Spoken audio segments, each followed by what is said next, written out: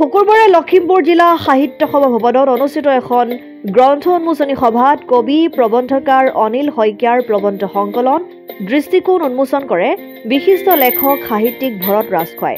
গ্ৰন্থখন উন্মোচন কৰি অনিল শইকীয়াৰ ৰচনাৰাজিৰ উচ্চ প্ৰশংসা কৰি তেখেতে কয় যে বহু প্ৰতিষ্ঠিত লেখকৰ মাজত অনিল শইকীয়াৰ এই প্ৰবন্ধ সংকলনখনি এখন উৎকৃষ্ট মানৰ গ্ৰন্থ বুলি অভিহিত কৰে।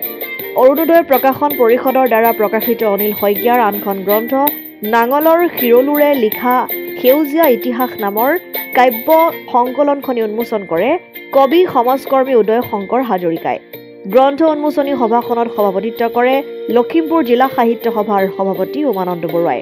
লখিমপুৰ জিলা সাহিত্য সভাৰ উপসভাপতি সঞ্জীৱ উপাধ্যায় বন্তি প্ৰজ্বলনেৰে শুভাৰম্ভ কৰা সভাখনিৰ আন্তৰে অৰুণোদয় প্ৰকাশন পৰিষদৰ সঞ্চালক প্ৰশান্ত কুমাৰ মোদকে।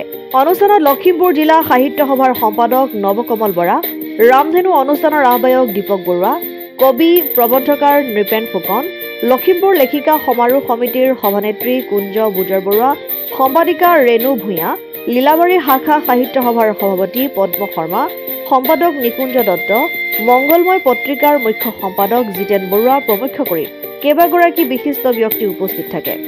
লখিমপুৰত এটা ভাল কাম হৈছে। আমাৰ লক্ষীবিলা শইকীয়া ভৱন অৰ্থাৎ আমাৰ লখিমপুৰ জিলা সাহিত্য সভাৰ কাৰ্যালয়ত দুখন গ্ৰন্থ উন্মোচন হৈছে। সেই গ্ৰন্থ দুখন প্ৰকাশ কৰিছে অৰুণোদয় প্ৰকাশনে। অৰুণোদয় প্ৰকাশনৰো এয়া প্ৰথম প্ৰচেষ্টা। অতি সুন্দৰভাৱে কিতাপ দুখন প্ৰকাশ কৰিছে আৰু লেখক হ'ল আমাৰ সকলোৰে চিনাকি লখিমপুৰ জিলা সাহিত্য সভাৰ কাৰ্যনিৰ্বাহক সদস্য আমাৰ অনিল শইকীয়া। অনিল শইকীয়া ডাঙৰীয়াই যথেষ্ট চিন্তাগধুৰ প্ৰবন্ধ প্ৰকাশ কৰিছে এখন দৃষ্টিকোণ। মই দৃষ্টিকোণখনৰ কথা ইতিমধ্যে কৈছোঁ যে মানুহৰ জীৱনৰ লগত সংপৃক্ত প্ৰতিটো সত্য সমস্যা, অতি সঁচা সমস্যাক ইমান সুন্দৰভাৱে তাত তুলি ধৰা হৈছে। বাকী নাই তাৰমানে প্ৰবন্ধখিনি এখন কিতাপ এবাৰ পঢ়াৰ পিছত আজিকালি দুবাৰ পঢ়িবলৈ মন নাযায়, কিন্তু তেনেস্থলত ইমান সময়ৰ নাটনিৰ দিনতো মই কালি গধূলি প্ৰবন্ধকেইটা পঢ়াৰ পিছত কেইটামান প্ৰবন্ধ আকৌ এবাৰ ঘূৰাই পঢ়িছোঁ আৰু মই ভাবিছোঁ কি এই কিতাপখন নিঃসন্দেহে পাঠকে পঢ়ি ভাল পাব। কাৰণ মৰ্টিমাৰ এডলাৰে এষাৰ কথা কৈছিলে, a book can be read over and over again is a good book. অৰ্থাৎ এখন কিতাপ যদি বাৰে বাৰে পঢ়িব পৰা যায় তেতিয়াহ'লে সেইখন এখন নিঃসন্দেহে ভাল কিতাপ।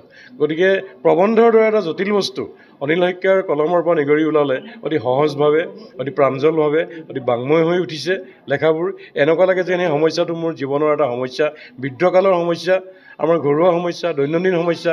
আমি সকলোৱে সমস্যাবোৰ মুখামুখি হৈছোঁ আৰু এই সমস্যাবোৰৰ কথা অতি সুন্দৰভাৱে আমাৰ অনিল শইকীয়াই তাত প্ৰকাশ কৰিছে। লখিমপুৰৰ পৰা ৰাহানুদ্দিন আহমেদৰ ৰিপৰ্ট, অসম আদিত্য।